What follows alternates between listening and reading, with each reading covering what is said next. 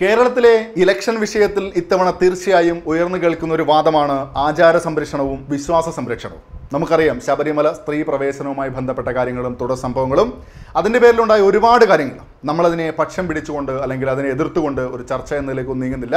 കാരണം മൻസൂമയുടെ കൊടിയുടെ അല്ലെങ്കിൽ മതത്തിൻ്റെ ഒക്കെ ഒന്ന് രാഷ്ട്രീയം പറയാൻ ഉദ്ദേശിക്കുന്നില്ല. പിന്നെ എന്തിന് ഇത്തരം ഒരു ടൈറ്റിൽ കൊടുത്തു എന്ന് ചോദിച്ചാൽ കാരണമുണ്ട്.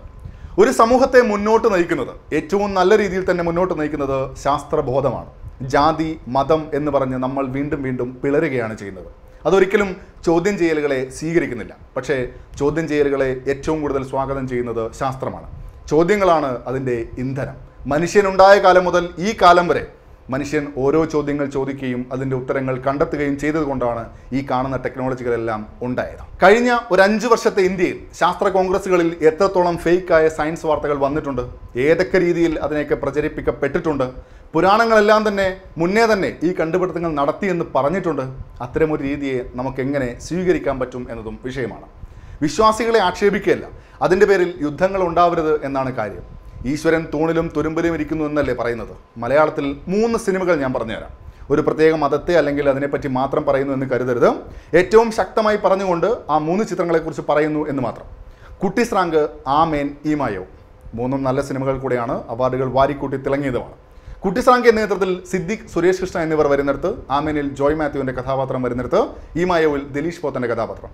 ഇവിടെയെല്ലാം മതമല്ല, മതത്തിൻ്റെ പേരിൽ മനുഷ്യർ തന്നെ വിശ്വാസികളുടെ മേൽ നടത്തുന്ന അധീശത്വങ്ങൾ കാണാം. അതുതന്നെയാണ് എല്ലായിടത്തും നടക്കുന്നത്.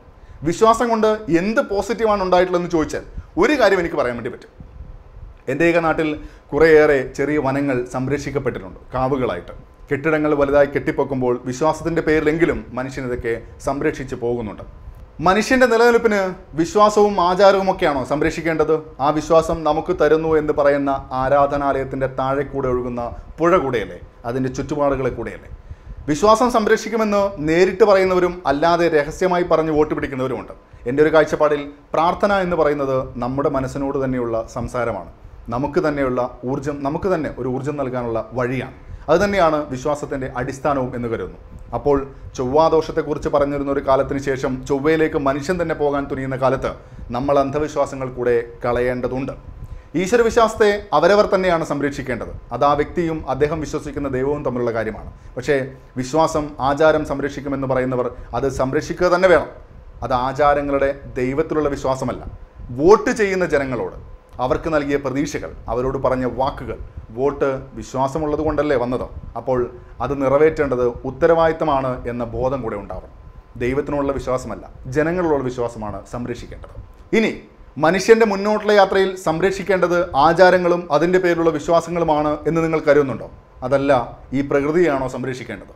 ശുദ്ധജലത്തിനായി പുഴയും മലിനീകരണം കുറഞ്ഞ അന്തരീക്ഷവും മാരകരോഗങ്ങളില്ലാത്ത ചുറ്റുപാടും അക്രമരഹിതമായ സമൂഹവും സ്വസ്ഥമായ ജീവിതവും അങ്ങനെ സംരക്ഷിക്കാൻ എത്ര സുന്ദരമായ കാര്യങ്ങളുണ്ട്.